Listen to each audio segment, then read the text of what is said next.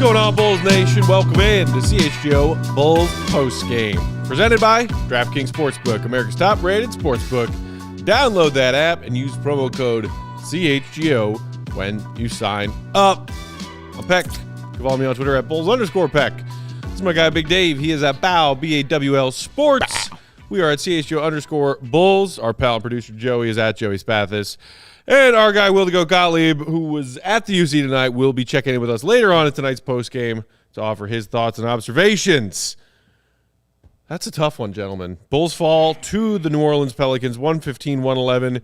Crazy game, back and forth, a million ties, a million lead changes, a million more ties and lead changes in the fourth quarter. There was a star that stepped up for the Pels in the final minutes of a tight game. That was Brandon Ingram. None of the Bulls stars, whether it be Zach or DeMar, had what it took to get the biggest plays necessary done down the stretch. Yeah. I mean, that inbounds pass turnover from DeMar was a killer, but the Bulls had rough possessions before and leading up to that put them in that position. Without question, Matt. I see a lot of people complaining about the refs. Yeah, they blew chunks. Yeah, they were horrific from the beginning. From the very first play of the game. Pat gets an amazing block in the first possession the Pelicans have. Breakaway going the other way. Hacked. And I love how Will Gottlieb put it up there and just said, clear as day.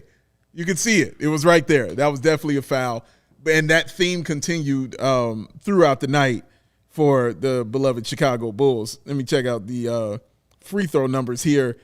New Orleans was 28 of 36. The Bulls 16 of 18. I'm not a math expert, but that is double the attempts. Yeah, they 18 versus 36. They definitely got it going early in the fourth quarter.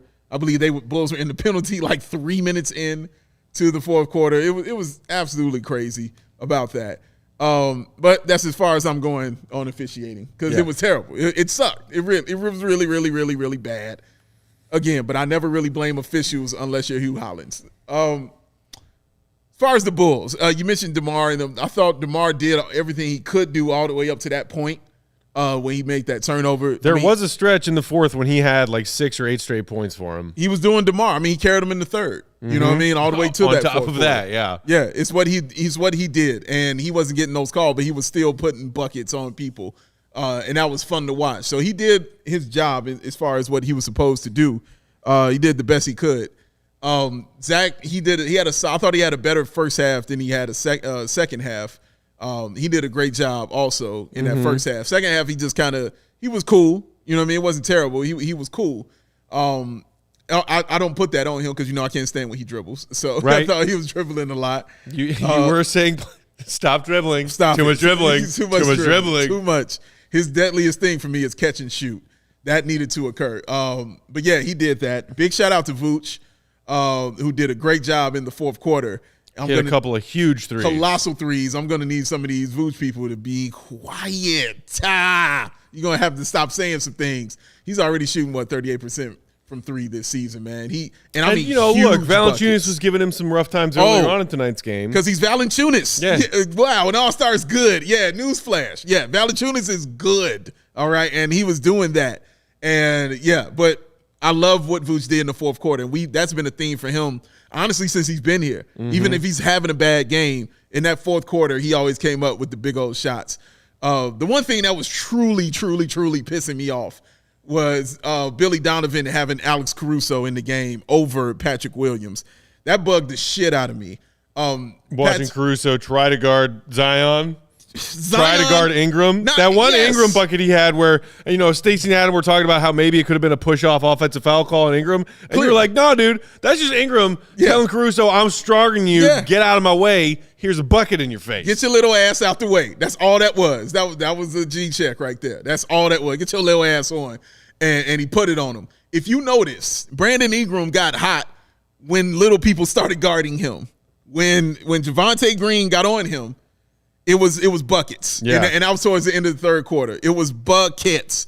And that three-pointer, when he got fouled by Javonte Green, it was on after that. And then when they put Caruso in and took Patrick Williams out, I didn't agree with that at all because Patrick Williams was really playing well defensively, Matt.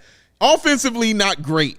but I thought he was confident in his shots, but that's another story. But defensively, Matt, he was really, really playing well, and I thought he earned the right to be in there, if not only just for that, but the fact that he's 6'7", 6'8", and guess what? Ingram's tall, and guess what? Zion is huge, and guess what?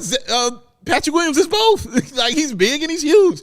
So you're going to either put him on Zion or you're going to put him on the guy's name, Ingram. You're either going to put him on one or the other. As soon as he saw Caruso come into the game, it didn't matter who he was guarding. Whether it was Zion or it was Ingram, they were getting the basketball. As soon as Zion saw, look, little person, ball. That's it, thank you. Ingram like, this dude, ball, give it to me. And I'm not saying Caruso can't play defense. Right. Obviously, he can. He's leading the league in deflections right now. It's what he does, all right? He plays defense. But these dudes are 7 feet tall. You know what I'm saying? And Zion Williamson is colossal. It's nothing you could do against that. You know what I mean? You have to have some size. I would be with it if Patrick Williams was having a bad game defensively. Yeah, sit down, bro. Fine, we got to take our chances with Caruso because you ain't the one who's going to be with it. No, I ain't saying, no, it ain't that NIU Dean. I'm not done with Caruso. No, I'm not saying that at all. NIU Dean's firing off ridiculous takes. Yeah, no, I'm not saying that at all. You know what I mean? No, that's crazy. But I'm saying in this game, particularly when you've got guys that are huge like that and you need something with some size, and you put the guy who was arguably your best defender tonight for them. Patrick Williams played awesome defense. What do you have, 4 blocks? Yeah. Yeah, 4 blocks. 4 blocks from your young power forward. Quite a few deflections he had tonight as well. He was in those passing lanes, did a great job switching. I thought he was awesome defensively tonight. And to take him off the court and then just go with a smaller guard against these big, huge forwards, and you saw the result. Sarah in the comments saying, especially on the switches, Pat needs to be out there. Jock wondering, why won't Billy let Pat play late in games? We've talked about how there was very little evidence in the first 6 games or so of this season that Pat even wanted to be out there late in games or at all based on the way he was playing. Yeah. He seems to have at least started to turn some kind of corner in his performances recently.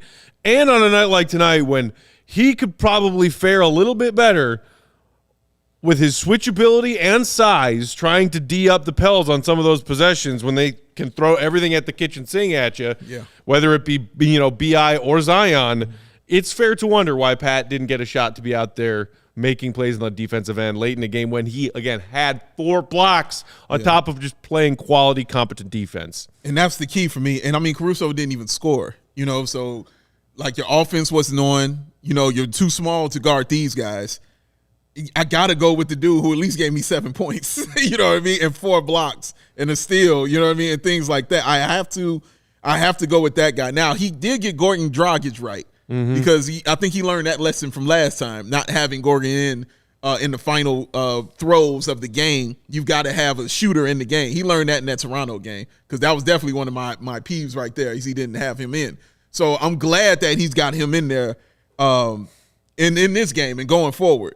And I hope that continues on because he was awesome, by the way. The passes he was throwing, he would have been my goon of the night, to be real with you. He was awesome. He was one great. Lob to Javante. And then the behind-the-head one. Yep, that's the one that got him goon of the night for me. It was that one. What? I was like, what is that, dog? And he tossed that joint up there like that. That was amazing. But, man, Caruso, I just didn't agree with it. And, again, y'all, Caruso's good. He's awesome. He had plays within the first half. I can't believe it was the first half. Yeah, it was the second quarter where he had back-to-back plays on the defense, just getting in the passing lanes and stopping the offense of the Pelicans and getting Bulls runouts and transitions. He did that on 2 back-to-back plays in the first half. I saw that. But in the fourth quarter, when you saw Ingram got cooking because he was on them smaller dudes were on him, you've got to make that adjustment, and you've got to just try with Pat, who was having a good game defensively. You can't take your best defender out of that at that moment in the game to go with Caruso. I completely disagree with that. Para Junior Sports saying, I know it's a loss, but it's not like it wasn't competitive. We're 0-6 in clutch games. That's likely to change. And look, I think it's like what the Bulls played competitively tonight. It seemed like they had a win staring them in the face when at halftime, you're somehow in a tight contest, but you've kept Zion in check. You've mostly kept Ingram in check, and McCollum isn't doing anything. Oh, man. The 3 big stars we talk about in pregame, none of them had done a damn thing at halftime. And then Zion gets going early in the fourth. And then Ingram takes them home. Yeah. Their stars made plays down the stretch and ours didn't. But, it's a fair comment to say, look, are the Bulls going to go winless in clutch games for 82 games? No.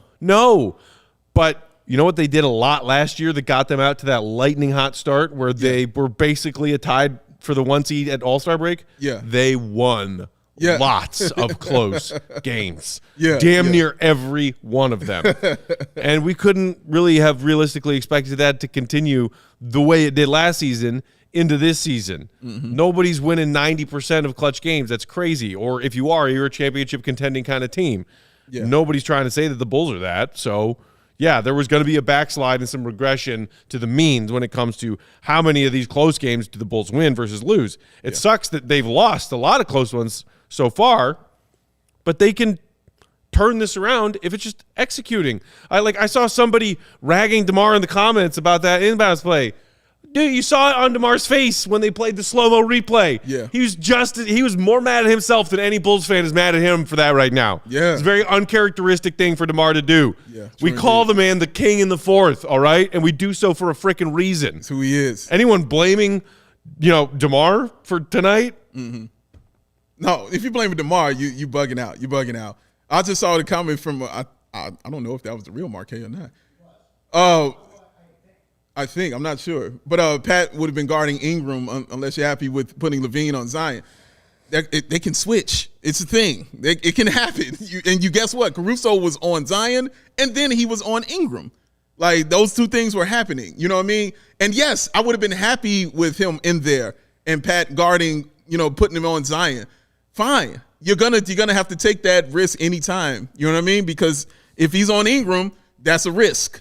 You know what I mean? Having Zach LaVine out there guarding either one of those is a liability. What you can't have is a double liability. Right. You can't do that. So you have to have a better defender out there on the floor guarding one of them. It's taking something away. You can't just give them both the same thing. That you'll lose that way. That's exactly how you'll lose. And that's kind of what we saw tonight, man, is getting that L like that. Yeah, it is. I just saw somebody in the comments say, nobody's talked about Zach tonight. How did he do? Money D in the comments. What up, Money D? I just talked about Zach. He just talked about Zach. Yeah. 3 of 12. Yeah. If Zach goes 5 of 12, the Bulls win this game. Yeah. And Zach, Simple as that. It's funny because I can't talk about, I don't know if he meant because his defense or what, or his offense. Plenty of people are ragging Zach and DeMar and Vooch's defense in the comments tonight. Yeah, I'm not tripping on that. I thought that Zach and DeMar had notably impressive defensive possessions in this game. Yeah, DeMar was trying his ass off defensively, bro. They were getting steals. Yeah. Those two were working their tails off on defense. Yeah. Are they overmatched in some of these matchups? Yeah. Yeah. Zach LaVine can't guard Zion Williamson. Yeah, no freaking doy. Good luck to anyone in the league trying to guard that giant hunk of metal and brawn. Right. Dude's a fucking Decepticon, man. He's for real, dog. It's ridiculous. That's not just a Decepticon. That's freaking Megatron. You know what I mean? Right. Come on, man. The dude is colossal. It's not too many people that can guard him. But so you have to put the size and the mass on him. That's all I'm saying. You know what I mean? You can't just have the two liabilities out there, and because you're gonna get worked. You know what I mean? That's just what it was. They're gonna get worked, and you saw that occur. But I thought Zach was okay. I thought he was solid. I was happy to see that dunk, man. We talked about that dunk that he had. It was just happy to see that athleticism that he had, man. It was great. I was like, cool. He went up, he went strong, and I was like, yes, that looks awesome. I'm cool with that. But man, dude, you wanted him to continue it on in the fourth quarter. I get that. But Zach, I thought he really did play a solid game tonight. Yeah. Our guy Marquez saying this fan base is weird. Bulls played well. They lost. It happens. No reason to have a coronary. Yeah. He's having a coronary. Look, well, I am known for having a coronary here and there. This is true. I think he's talking about people in the chat as well. Okay. No, yeah. The chat seems to be very pessimistic and hostile so far tonight. And they were like, I'm through with everything. More so than usual, correct. We were talking more so than you. I'm sorry. We were talking in the pregame about how this Pels team is stacked. They're no joke. We did say that. We have people in the chat. a rocky start. Yeah. I think they're like 500 in the West, right now. And Bulls were coming into this game 500 in the East. It was a game where a couple of plays go one way or the other, and the Bulls were talking about a W instead of an L.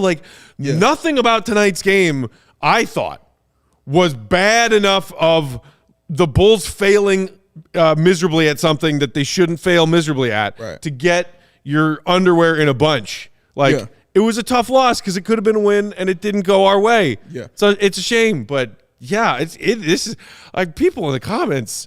I think Fly the W said, "Can we even be a 500 team this year?" Well, we just lost a game tonight to go to 6-7. So we're right there. You're kind of right there. And 6 + 7 is 13. Yeah. And there are 82 in a season. That means we have 69 more games. 69. Hello. Nice. To play out to see if we will be a 500 team or above that or below that. Yeah. Anyone looking at tonight's loss as saying, throw in the towel, can't even be a 500 team, I'd feel sorry for you. No, that's crazy. crazy. Like you suck. Because it's the same people, I think, that were saying last year when the Bulls were off to a hot start of, they're still not going to be any good. You know what I mean? It's still not going to work. I don't know why everybody's getting excited. So, he's just not going to please those people. You know what I mean? It's just what it's going to be.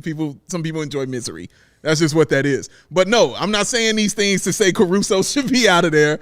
I'm not saying these things to say Billy Donovan is not a good coach and shouldn't be coaching this team. No, just pointing out the critiques. This is what happens here. We critique it, and then we move on as a Bulls family. That's how it rolls, man. We still have all the love in the world for the players and the coaches on that team, man. We just want to do better. But when you do something wrong, and Money D, no, we are not okay with 500. No. That's not what we're saying. We're saying this is game 13 of 82. Yeah. Take a breath. Charlie says, Peck, you are being way too calm and a realist. Are you okay? Where is the yelling? Where's the yelling? Well, you just yelled a little bit. Charlie knows me. But yeah, see, my yelling tonight is not about the Bulls taking an L. It's about Bulls fans being unreasonable. Yeah. Jesus. There's comments. No, I'm not okay with 500 basketball. I grew up on championships, plural, all right? So did this dude right here. That is the end goal. That is always the end goal. Here we go. But to throw a conniption fit on a night when the Bulls didn't even play poorly, when we're 6-7 and we've got 9/10 of the season to go, where am I at? Here am I at? Calm the fuck down. Yeah. Didn't we talk about this in these previous shows? Or at least I know I've said this 1,000 times, that the Bulls are not playing for the first half of the season this season.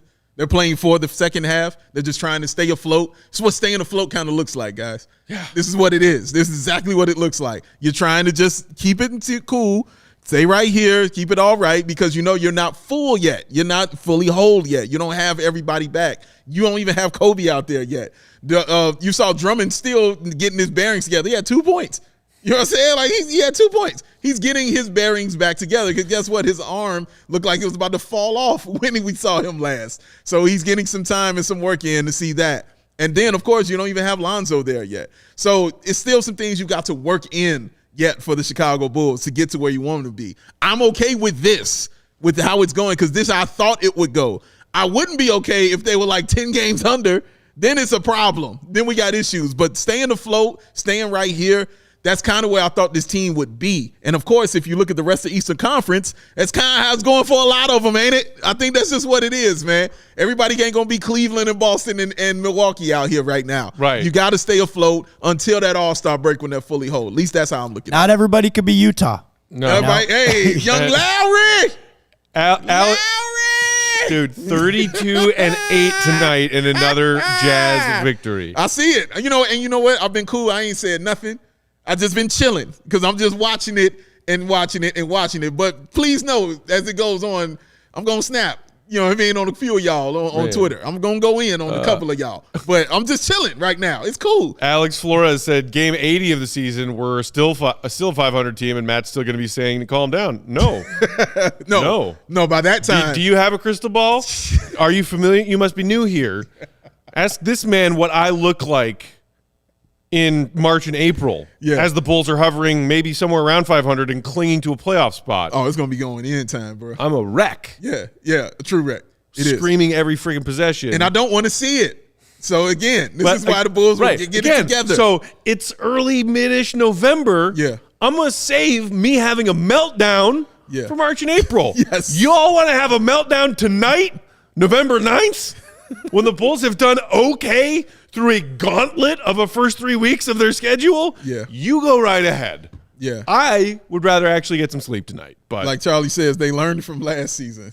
But that's really what it is. Like, it's just getting off to that start. You can't. You got to be cool. Just be cool with it. I want you to address this though, because Peck, what is the point of your guys' show if you get angry at people for having opinions after games, even if it's over the pot? Nobody's angry at anybody for having an opinion. We like that you guys have opinions, but that's the point of our show. That's like Peck's gonna tell you. These guys are the biggest Bulls fans I've ever seen. They're gonna tell you how it is. Like they're gonna tell you what they think. It doesn't mean that they're right. Their word isn't the law.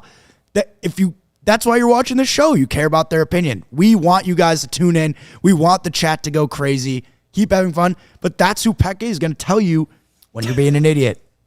He is who he is. My word is law. Yo, I knew he was going to say that. I was like, as soon as he said that, Matt is over here like, what is he talking about? Law. We're not trying to tell anyone to how to fan however you want. We're just trying to keep the peace a little, pump the brakes.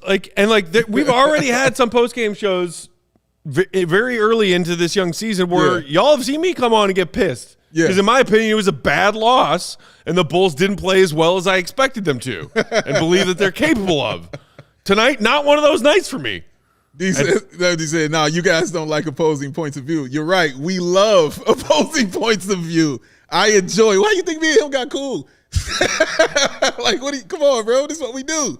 You know what I'm saying? Opposing points of view is how you grow. That's how you learn. But when you say something that we're like, no, that's wrong, it's okay to say that, right? He might do it a little differently. Right. But also, how often do I call out people in the comments whose comments and opinions I love? Because I'm pretty sure it's several times per episode. I just did it with Charlie. Yeah. I literally just did that. I was like, yeah, that's true. You know what I mean? That's how we roll. I think we would lose viewers if you stopped getting angry regularly. Oh, yeah. I think my we'd word lose. is law, Joseph. Not going to hear the end of this one. I am the law. More of y'all's great opinions and more of y'all's trash opinions coming up next after this ad break. Today's episode of Postgame brought to you guys by our friends at DraftKings Sportsbook. Hoop fans, basketball is back. So tip off the season with DraftKings Sportsbook, the official sports betting partner of the NBA and our official betting partner here at CHGO. New customers can make any $5 NBA moneyline bet and get $200 in free bets if your team wins. That is quite the prize. Check this out. In addition to those bets, everyone can boost their winnings up to 100% with that DraftKings stepped-up same-game parlay. I was one more Dragic 3 shy of mine tonight. Just one. I needed one. Just one. And he took a couple more in the fourth quarter that was right there for him. Go to the DraftKings Sportsbook app, opt in, and place a stepped-up same-game parlay today with payouts bigger than ever. DraftKings Sportsbook is where I go to bet on the NBA. When you're signing up that DraftKings Sportsbook account in the app, don't forget promo code CHGO when you sign up. Ooh, that was so smooth and cool. Thank you, sir. I like that very much. Let me break it right now. Matt Peck, what time is it? Game time. That's how you bring it right back. Because Game Time is the hottest new ticket in sight that makes it easier than ever to score the best deals on tickets to sports, concerts, and shows. Have you ever dreamed of sitting in that seat you thought you never could? That 50-yard line, courtside, behind home plate, floor seats at a concert. Maybe you won't come sit next to us at a game and yell and scream and do all those things, because we do that. Y'all can do that real soon. That's good. It's possible to do that with the Game Time app. The biggest last-minute price drops can be found on the seats you thought you could never, ever buy. You won't find a better deal this season, y'all, on the Chicago Bulls tickets. It's created by the fans and for the fans, just like here at CHGO. We are nothing without y'all. Don't you ever forget that. True and we guarantee the lowest prices. So if you love what we do here at CHGO, and we know that you do, then you'll love Game Time. The best way to support us is by buying your tickets through the link in the description. Go ahead and hit that like, though, before you do that first. See that thumb right there? He's got two of them. Thumbs. All thumbs, baby. Put them up. Join over 15 million people who have downloaded the Game Time app and score the best seats to all your favorite events. Because, Joseph, what time is it? Game time. Who, David? That was very strong. Ooh. Very strong. Very strong. Very strong. Joey's getting better. He is. At that. That's a dunk. Here's a good question from Osis Jr. I don't think we've addressed this yet. Okay. Who asks any reason why the Bulls went away from double teaming Zion on some of those post entry passes? That is a good question. There was one good one that Javonte had when he was coming to help from the weak side. Correct. That ended up being a stop for the Bulls down the stretch, but that was the only stop possession where the Bulls successfully executed help defense that I can recall on the top of my head right now. No, you're absolutely right. And honestly, I thought it was because those guys were kind of having that quiet night up until that fourth quarter. And that could be a reason why. But, yeah, I thought they did a solid job double teaming and flustering him and frustrating him. The first thing that comes to my head is the breakaway dunk that he had blocked by DeMar DeRozan. Again, DeMar was playing defense out there. But he blocked his shot. That was something I probably would have never put money on ever in my life, is DeMar DeRozan blocking Zion Williamson. And then the ball gets rebounded by a Pelicans player who immediately gets blocked by Patrick Williams. Mm-hmm. So, yeah, man, like the way they played Zion tonight, I thought they did a solid job against a guy that huge, you know. And I mentioned to you, man, I was shocked that he only gets to the line 4 times a game. That was shocking. I just assumed he was getting at least 8 or 9 or 10 a game just by how physical he plays and how he goes inside. But yeah, I think he had 6 tonight.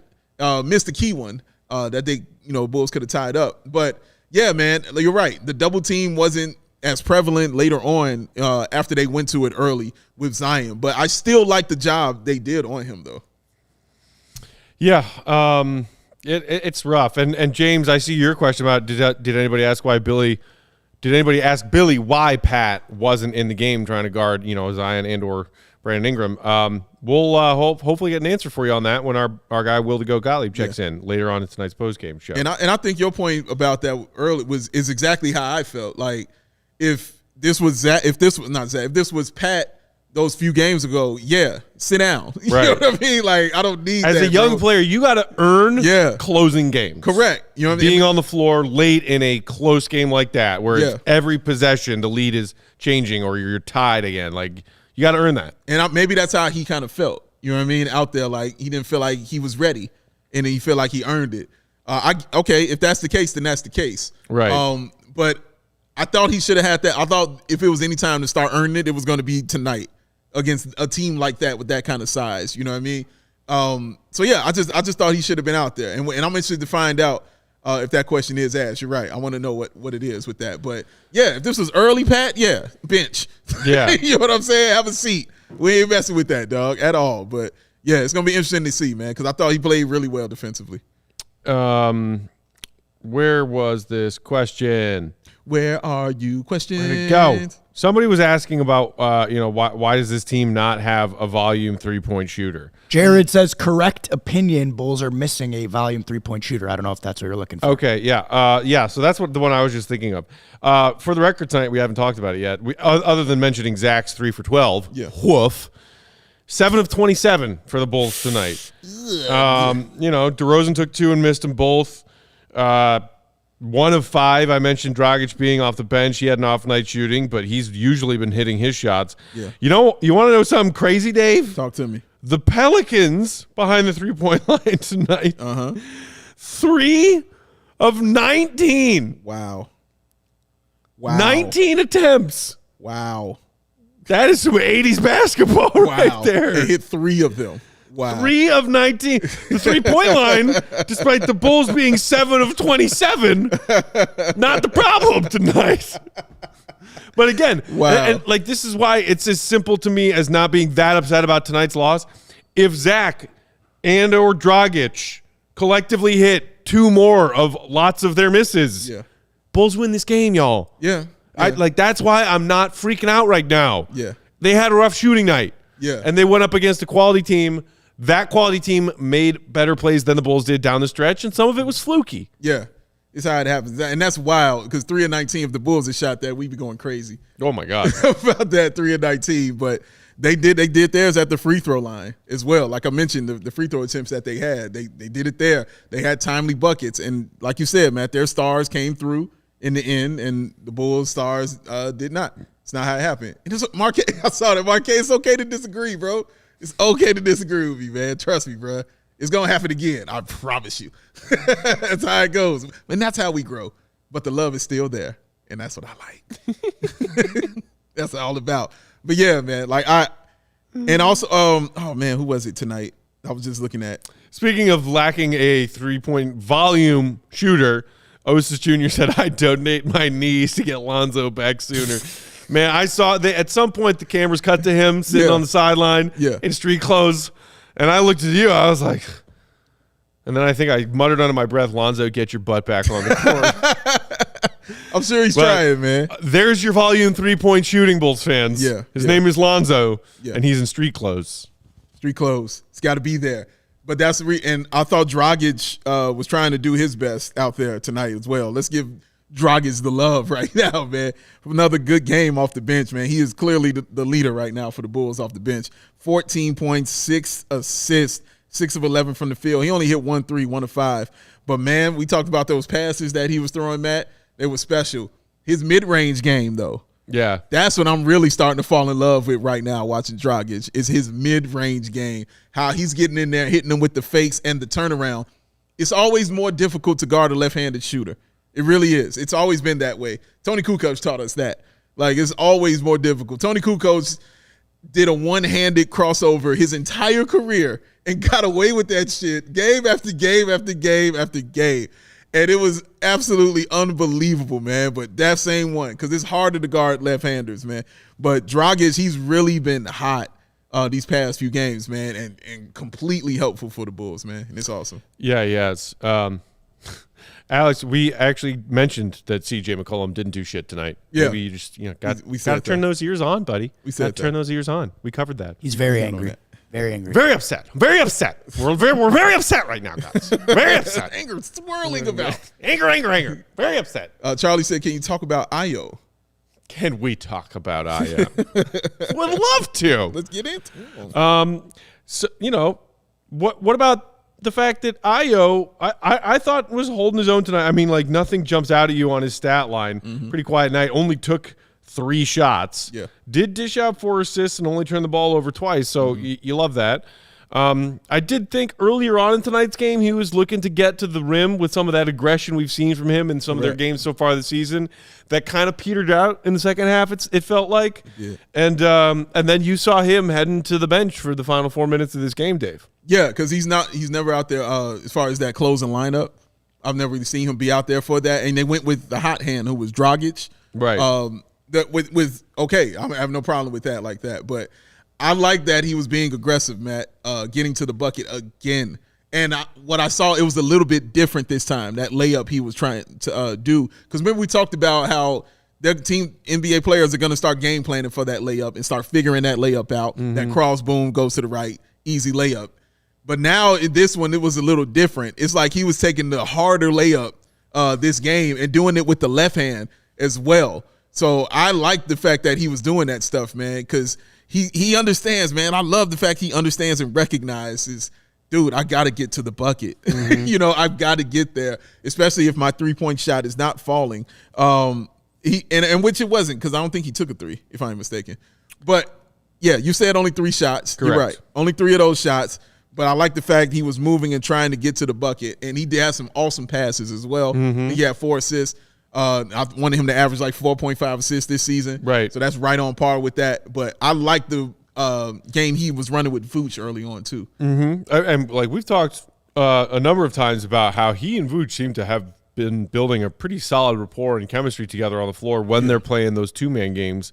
The other thing he did do tonight, and I know it doesn't look or sound like a lot, but he took 3 free throws. Yeah. And Io, through most of his rookie year and through their first half a dozen games this season, damn near shot 0 free throws. Yes. Anytime I see Io get to the free throw line, I will be happy and excited about it and wanting to see more of it. Yeah. Because we've seen that he has that ability to, like, in certain moments of a game, even after the Bulls get scored on, and then he just, like, scans as he's the one bringing the ball up and sees a defense that's not set yet. What does he do? Boom. Can I get to the bucket right now? I'm getting to the bucket right now. Yeah.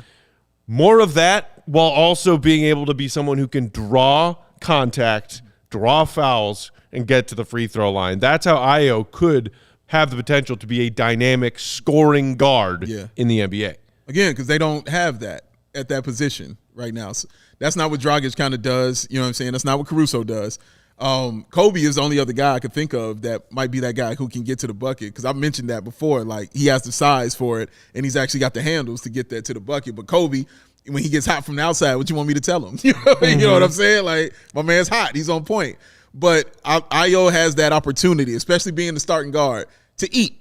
You know what I mean? He has the opportunity to eat, and nobody's going to stop him from eating at all, man. So I like the fact he's catching guys off guard with that crossover he's developed now. He's catching guys off guard and leaning, and he's using his speed and his size and his quickness and his agility to get there and lay that joint in real pretty. Like, and I expect to see more of that. And your mind too.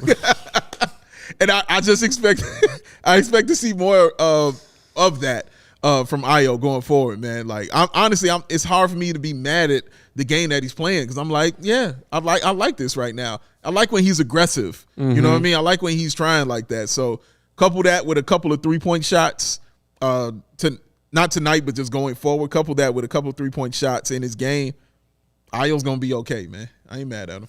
Yeah, I just sign him. Sign him, please. Sign him. Name on the dotted line. Yeah.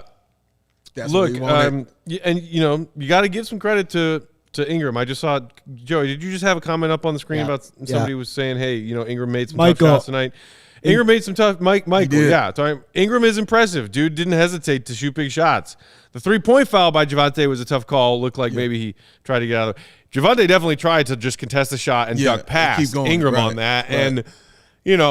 And also when they showed the slow-mo replay, it looked like maybe Ingram is the one who kicked his leg out to make contact with Javonte as Javonte was flying past him. Right. It's unfortunate. They went to the review. They confirmed it was a shooting foul.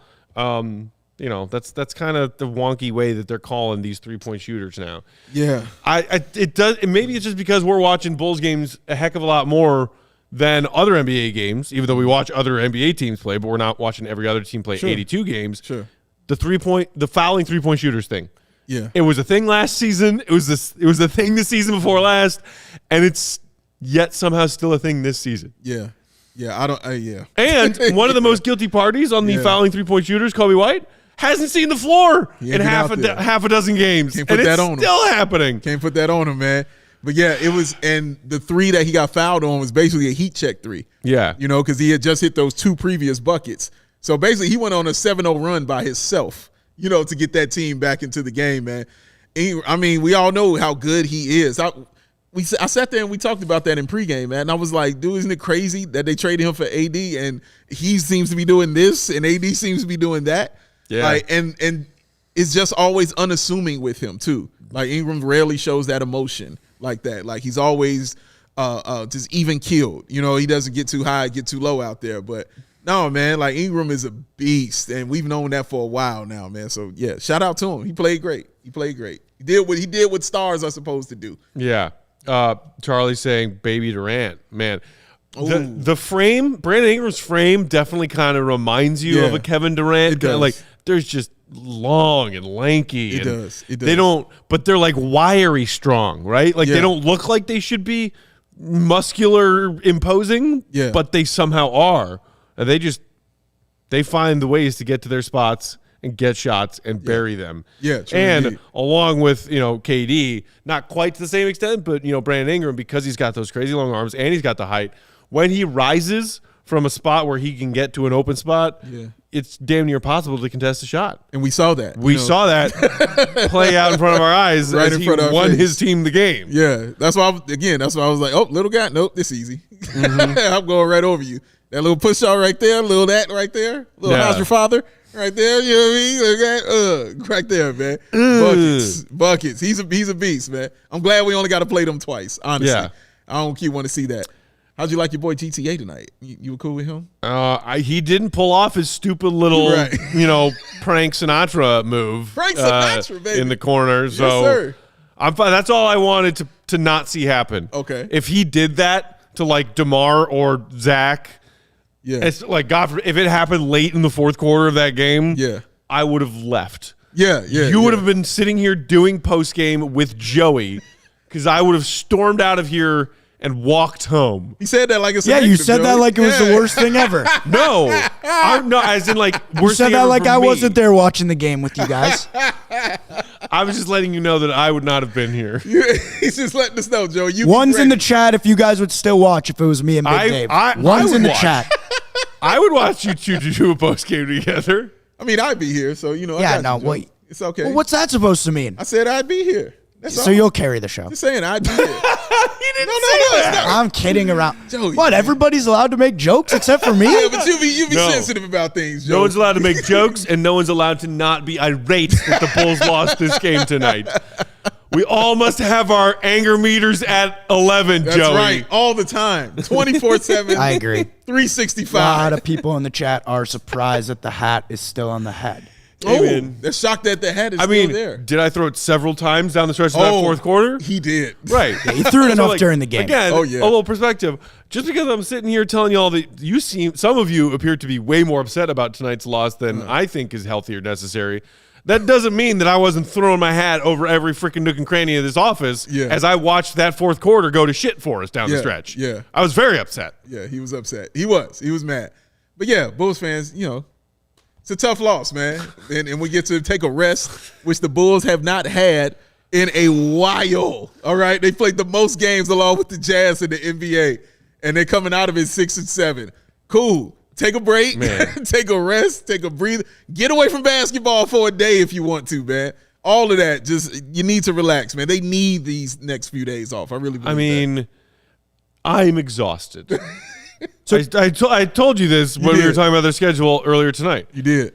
I am exhausted. I mean, I'm not in great shape, but I'm exhausted. Just watching the Bulls play 13 games in what has felt like 15 fucking days. I saw you actually run, though, in the bursts, man. You got a little something. The Athletic Greens is working for you. And then did I sigh heavily as I returned to my curled up fetal position on the couch? I have a question for you guys. Yeah. Because I think this came out when we were already starting the show, so I'm sure a lot of the fans have seen it, a lot of the people watching.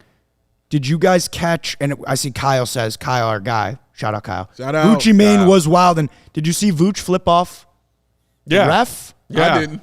Or the I don't know who he's flipping off. I don't know. I thought we could Pretty show sure it. he was flipping off the ref. Yeah, I didn't see it. We Here he is. He still has that mismatch. Travel.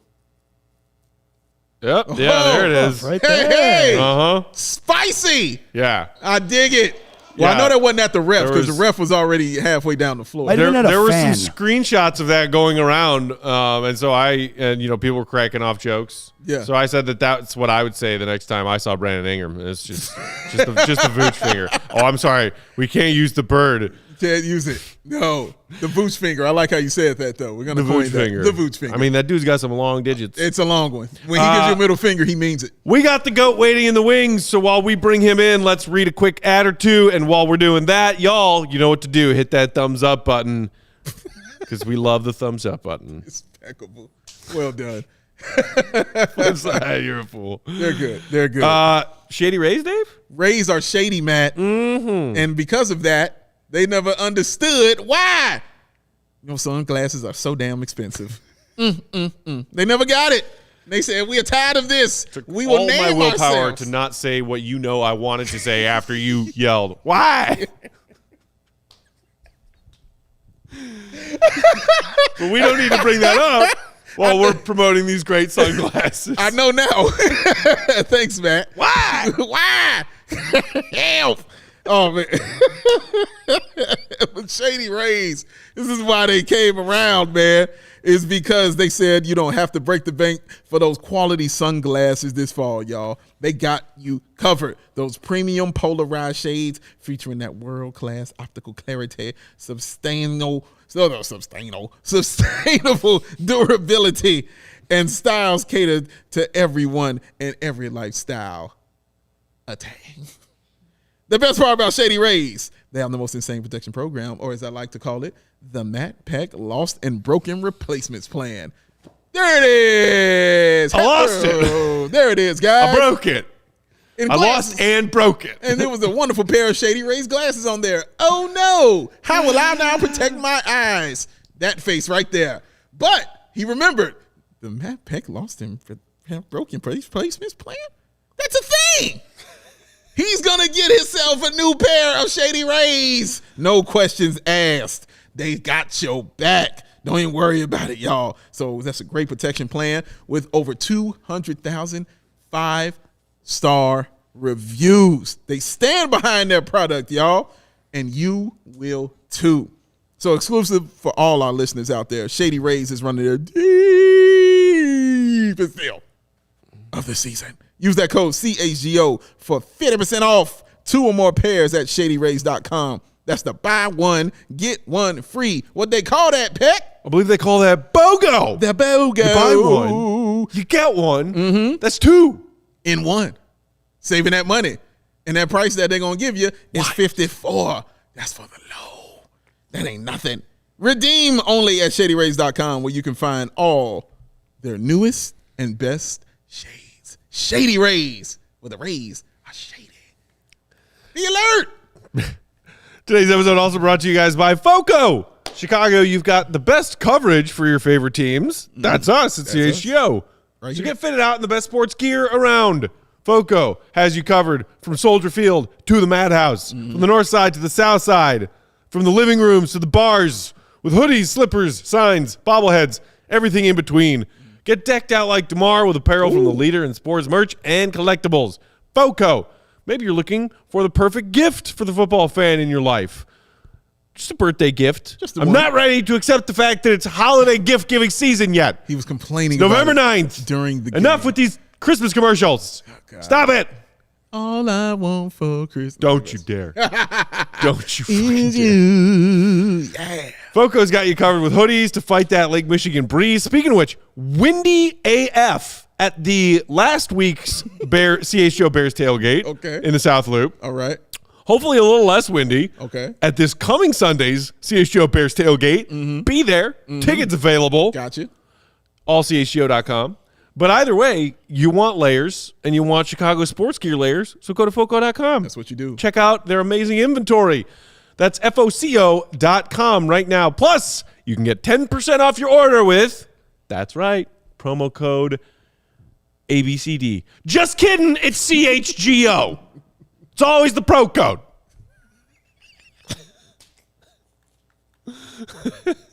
What's up, Will? Go talk. Hey. How are you, buddy? Make sure you're following Will on Twitter, Will_Gottlieb. Will, plenty to talk about in tonight's game. I'm sure we'll have at least a few questions for you. Here's where I'm starting. We talked about it before you joined us.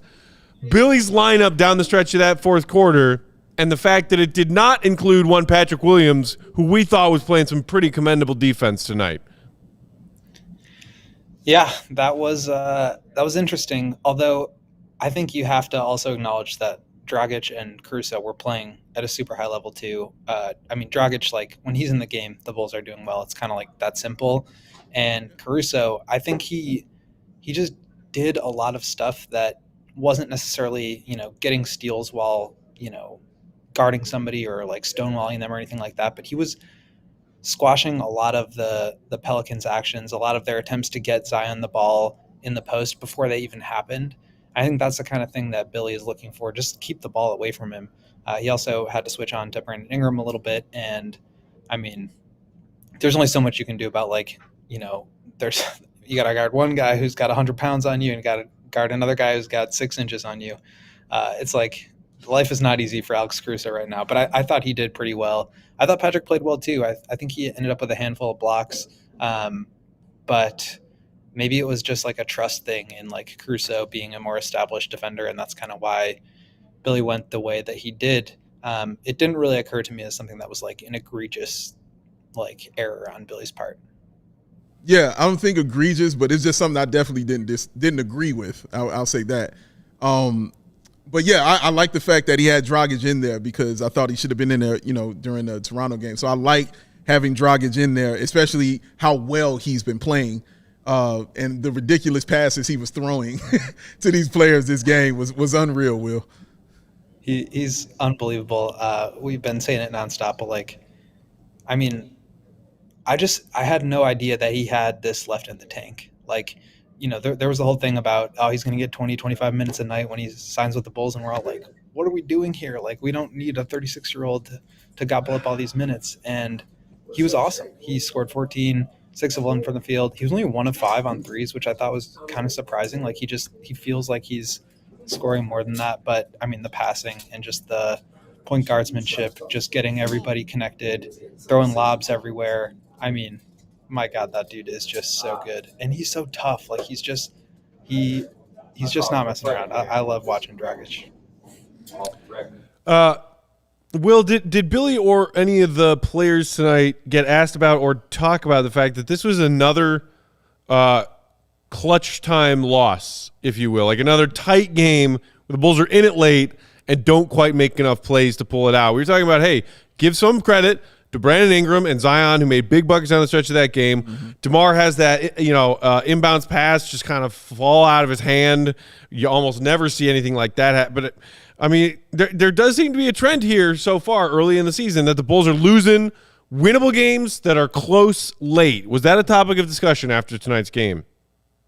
The topic, nobody could really put their finger on what was going on, but I pulled the numbers because I'm writing about it in my write-up.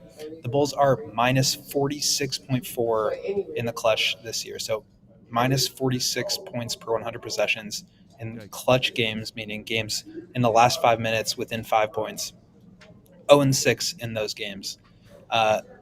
This is crazy, especially because last year they were number 3 in the league, plus 15, and had a 25-16 record in clutch games. So this is like a huge swing in identity. And it's sort of what we talked about during the offseason of like, what happens if you only get 95% of DeMar or 90? What happens if he's not making, one-legged Dirk game winners from the elbow or from the wing extended, and instead he's getting fouled on runners that they don't get called? And I think this is kind of what you're seeing. It's like a little bit of regression from last year. I don't think they'll be there's no way you can be minus 46 for an entire season. That's like insane, but certainly not something that they want to see continue. And I think it's just surprising because their defense has been top 5 in the league. You see, especially in lineups where Dragic is in there, which Billy, as we talked about, used to close the game. Like, they've been defending at a high level. They've been scoring at a high level. And then these clutch situations come out and they just cannot get stops. When they do that, they're taking the ball out from underneath the basket. When that happens, they can't get out in transition. When that happens, their offense really stagnates and DeMar has to create something out of nothing. And we've seen it time and time again. These defenses just load up on him. They pack the paint, and basically they force the refs to make calls or the Bulls role players to beat them. And tonight it just didn't work out. Are you still in the same? Will, one matchup I talked about in pregame that I was excited to watch was Valanciunas against Vucevic. And it didn't disappoint. Valanciunas, solid game again, 21 and 13. But Vuce counters that with 18 and 7 with some huge threes for the Bulls down the stretch. How was it for you watching that matchup live? It seemed pretty one-sided, to be honest, throughout like the first 3.5 quarters. Like, yep. Valanciunas was just eating that like slow ass pump fake that yes. Like he has like just his toenail on the ground. It looks like it's going to be a drop. Looks like it's traveling every time. Yep. But Vooch stayed down. But Valanciunas is just so much bigger than Vooch, which is crazy because Vooch is huge. But he was just like backing him down, putting him in the goal, and then finishing through him. Had a nice array of like jump hooks and things like that. Had a couple of jumpers, used the glass.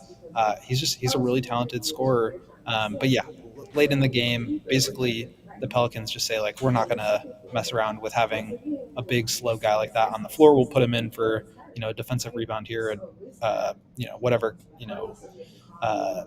just like picking certain matchups for different plays. But basically they play him off the floor in the fourth quarter. And Vooch, the Bulls don't do that. He shot the ball really well. He had, I think, 8 points in the fourth quarter there. And, he gave the Bulls a lead with just like a couple minutes to go on that corner three. So I thought he played all right after, especially when he starts out games and he's not able to score in the post and then his three-pointer isn't really falling. He kind of like is just hurting you out there. But I thought he recovered from that pretty well. Well, I don't know if you can see these comments that Joey puts up on the screen from your end of things, but our guy Mark said, I would leave my wife and abandon my son if it meant I could forever be with the GOAT and his hair. I like how he says that. He couldn't even make time for me to record Oh, what you going to say now, Mark? 1 hour. But I love how he says he makes this threat about abandoning his wife and son when his YouTube Avi appears to be a picture of Mark on his wedding day wearing a suit and a boutonniere. Mark, is that your wedding day? Come on now, man. Kind of a Jekyll and Hyde game for Zach LaVine. Will 3 of 12 behind the 3-point line, obviously not great. Zach hits a couple more threes, Bulls win this game, but 6 of 10 inside, appeared to be once again aggressively attacking, had a bit more pop, and like there was that one dunk he had in the first half that I thought was the highest I've seen Zach LaVine jump off an NBA floor so far this season. Did you notice that Zach appeared to have a little bit of extra oomph in his step tonight, despite it being an off night shooting? Yeah, I mean, it was like the days off, right? I think he just, when he has time in between games, he looks better. The Bulls now have a break until Sunday, 3 full days off, which I think will be really helpful for him. Yes. I also thought like he was playing well when he was getting catch and shoot jumpers, when he was playing within the flow of the offense. In the mid and late third quarter, he kind of started to go, I'm going to just like go old school Zach LaVine and try to create something out of nothing. I think he had a turnover and a couple of missed shots. Like he had a really tough step back 3 coming off a screen at the top of the key. Like, and it just, that's not the best version of Zach LaVine in a game where they kind of needed to be perfect down the stretch. They couldn't really afford to have any mistakes. In a game where DeMar was really, I know DeMar finished with like a lot of points and a lot of shots, which is great because, you know, he barely touched the ball against the Raptors. I shouldn't say that. He had the ball a lot, but he had to give it up a lot too because of the double teams and stuff like that. But they really needed Zach to take off some of the pressure. And I thought he did a pretty good job of that in the first half, not as good a job of that in the second half. I'm sorry. Did you have something else? Yeah. Go ahead. Well, the thing that was shocking to me was the refereeing. Like, I saw the tweet you put out. Basically, was one of the earliest plays of the game. And it's wild that I'm about to say this, but it's true. It felt like the refs set the tone with that Patrick Williams play about how they're not going to make certain calls when Pat goes up for the dunk. He clearly gets fouled. As you said, clear as day, gets fouled, and it wasn't called.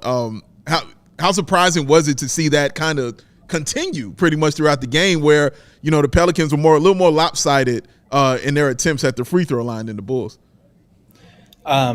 Yeah, I'm actually looking at the free throw numbers right now. Yeah, the Pelicans basically doubled them up, which is pretty surprising. I mean, the Bulls are a team that typically gets to the line at a super high rate. Right. And I think that led to DeMar DeRozan's frustration. It led to his technical foul. Billy kind of mentioned the refereeing after the game. DeMar certainly mentioned it.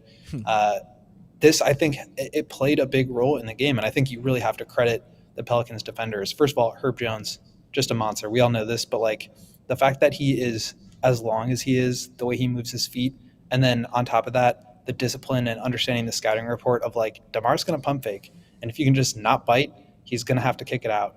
And when they do that, the Bulls are stagnant and they can't really get anything else going. So I thought Herb defended at a really high level. There were definitely some missed calls, like the Pat one for sure. I think that's just like an outlier, terrible level missed call. But there were some more frustrating ones. I think DeMar on that second to last possession where he had a floater, he wanted to foul on that one, didn't get it. Only got to the line 6 times, probably could have been there a handful more. But like I said, I mean, I thought the Pelicans defended him really well. You're not always going to get the calls that you want, and you have to be able to manufacture offense in another way. Somebody asked about the turnovers and points off of turnovers. The Bulls had 18 points off turnovers compared to the Pelicans 16, 19 fast break points compared to the Pelicans 15. So they were right there, and I mean that was reflected in the game score. But I think the turnovers the free throws were the big differentiator. And yeah, I mean, what can you do? It's a tough game for the refs. Tough games for the refs. Tough game for Bulls fans. Will, we appreciate your insight. Thanks for checking in, buddy. Everybody, make sure you're following Will the GOAT Gottlieb on Twitter at Will_Gottlieb. Don't be falling for any fake Gottliebs out there. Adults. Twitter is a weird place now, y'all. It is. Look for his check mark. Look for the hair. And the perfectly coiffed hair. Also, look for his column dropping on allchgo.com, breaking down his thoughts from tonight's Bulls Pels game. Will, we will talk to you tomorrow, buddy. Get home safe from the madhouse, all right? Peace. All right. I'm ready to go home. I feel good though. You feel good? For me, I feel that's good. I like a little therapeutic. Yes. Yeah. This is why I love doing this show so much. Because for me, once I get it out and we say it and we argue about it and we debate it, boom. All right, we're done. Let's relax. Let's recoup. Let's get to the next game because we are all here for Bulls victories and wins and helping this team get better and talking about it. So, but you know, Zach, enjoy these few days off. Rest the knee. Rest the knee. 3 more days of Lonzo theoretically getting closer to playing. You're on my brain. Come on now. baby. Kobe. Bulls got Kobe. Getting that contusion Hopefully together. He gets back. Drummond. 3 days of rest for Drummond and that shoulder. That's right. That's right. Yeah. So the Bulls now have a 3-day gap between games. Yeah. For the first time this season, they are off Thursday, Friday, Saturday. They'll play Sunday night against the Nuggets and the Joker who come to town. Yeah. We will have a show for you guys tomorrow afternoon. So check that out. We'll be on YouTube. It'll also be in your podcast feeds, of course. Right. 2:30 p.m. Chicago time tomorrow. And then we'll be off for a couple days between that and Nuggets. Yeah. But we will be there. Us, the GOAT, Joey. Yeah. He's going to be there. He'll be there. Will you be there, Bulls Nation? Me and Dave might even host the show. Hey, dude, I would love that. I'll start my weekend right fucking now. Joey likes when I host, though. I think Big Dave is a phenomenal host. That's a fact. Oh, but thank you, man. Y'all co-host. he's a great interviewer. I'm just going to especially. chill tomorrow. Fine. You know allowed to what? drinking? I'll host or Big Dave will host, and we'll just say, get all the dumb takes out that you can, and we'll just air them out. Because it'll be a safe space. There will without be me no to yell at hat people. throwing. There will be no calling out. See, that won't work because Matt's going to hear one of those takes and immediately He's going to call in. He's going to call in. Right. We're going to hear the little. We're going to hear the chime I'll play from Mark's the bubble. role of just hanging out in the comments, but then instead of Money D or somebody else, it'll be me yelling at people in the comments. It's a thing. We're going to have the little noise go off, and you guys are going to. Wait a minute. Will's right here, though. Right. Who's calling in? Oh, it's Pac. Okay. Is that Matt? Bro, guys. Oh, my God. Hat thrown. Joey's on Twitter at Joey's Mathis. Follow him. Quest for for Pat's 800. 800. Big Dave's at Pal, BAWL Sports. Bulls_Peck. One more time, Will is at Will_Gottlieb. We are out. We will talk to you guys tomorrow. Thank you so much for tuning in. Hit that thumbs up button before you head out. Appreciate you and love you, Bulls Nation. Love y'all, always man. Love always y'all. love you. See you, Rob. Be good. Peace.